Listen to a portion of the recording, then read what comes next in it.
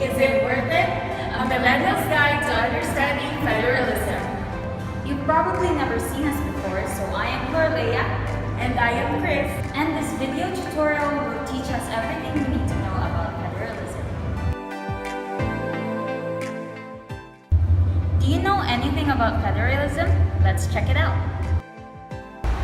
According to www.law.cornell.edu, federalism is a system of government in which the same territory is controlled by two levels of government.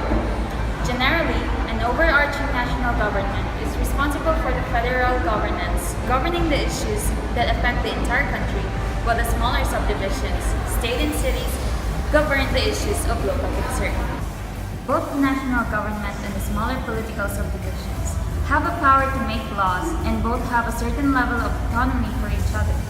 The Philippines is currently under a unitary form of government. This means that the central government is the highest governing power. It receives a large part of every region's income and retributes, often disproportionately so, and enact policies that the central government chooses to delegate to them. The United States, Switzerland, Australia, Canada, India, and Brazil are examples of countries with a federalist form of government. Based on the Philippine Primer, in a federal government, the Philippines will be divided into various states that shall hold autonomy by having their government of their own, and shall be in constitutional accordance with the central governing body during times when the national defense or foreign policy is the main concern. The Philippines' wealth will be allocated fairly among local governments.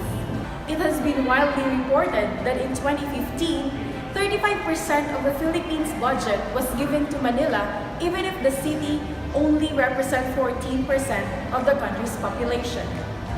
In federalism, regional authorities will retain a large portion of their income and will only be required to give a small part to the state government they fall under. Firstly, under federal government, states are empowered to make their own decisions. They no longer need to rely on the central government to decide for them. This is important to note in Philippine context because of the vast geographical and cultural differences between regions. Differences that the central government will not always be able to cater to. Furthermore, decentralization in the Philippines would allow states to keep more of their income to themselves. They do not have to rely on collecting real estate tax and business permit fees. 80% of the total earned income stays, and 20% goes back to the national government. Because the states are able to both make their own decisions and retain the income, they have to fund these decisions.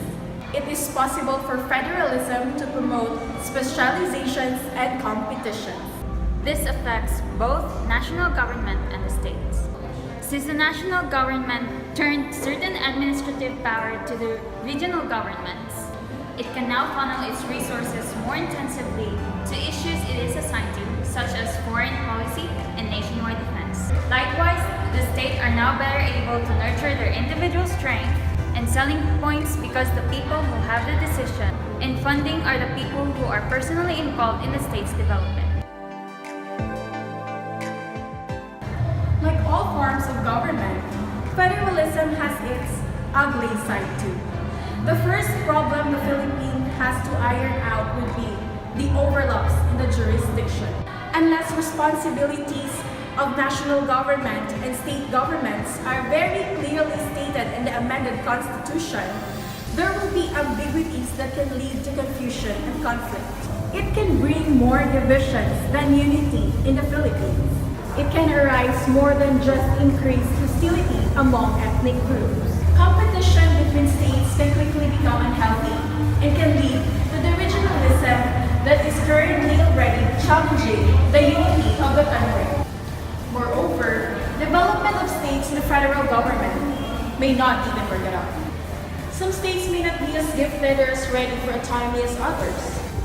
The major concern is that while some states may progress faster, the converse is also true because some states may develop faster as well, even more so without the help of the national government to back them up. However, in some federal countries, the national government provide funds to help underdeveloped states. A proposed equalization fund will use part of the tax from rich states for the funding of the poorer states. We all have different point of views about this matter, but this must not be a reason that we must argue with each other. Hence, let us make this as an avenue for us to critically analyze what is best for the country and for all Filipinos. Always put in mind that this is a battle that we should not fight over, but a battle that we should fight together. This is Lorrea, And this is Chris, and I hope that you would become responsible citizens who does not take sides. but always resides for what is kind, good, and right. Have a wonderful day.